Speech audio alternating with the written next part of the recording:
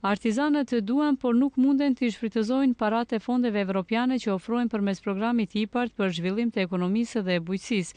Artizanët thonë se nëse marrin kredi për modernizim ose për përmirësimin e kapaciteteve të punës, paratë që hyjnë në xhirollogarit e tyre ju shkaktojnë probleme me drejtorinë e të ardhurave publike dhe Ministrinë e Financave.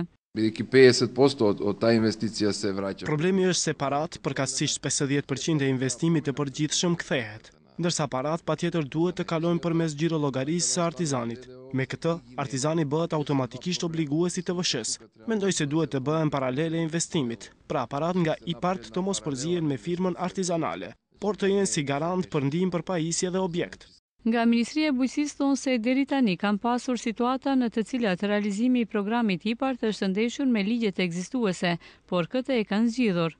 IPART-ut takva programa, takva vesh. IPART është ushtrimi i tillë i cili përveç pagesës sugjeron edhe nevojën e ndryshimit të rregulativës ligjore për shkak të problemeve që paraqiten gjatë realizimit të tij.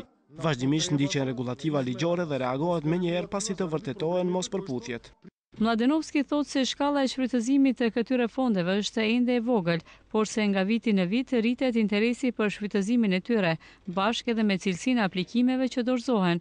Një nga shkaqet e shfrytëzimit të paktë është mungesa e kredive të volitshme, si dhe njohja e pamjaftueshme e aplikuesit me rregullat rigoroze të programit IPART. Deri tani, pranë Agjencisë për Mbështetjen e Bujqësisë, kanë arritur 1000 kërkesa për shfrytëzimin e këtyre parave. Për 180 prej tyre tani janë paguar para në vlerë prej 3.5 milion eurosh. Për 355 kërkesa janë lidhur marrëveshje, ndërsa rreth 300 kërkesa të tjera janë në procedurë administrative. Sot është shpallur thirrja e fundit publike për aplikim për fondet e IPART.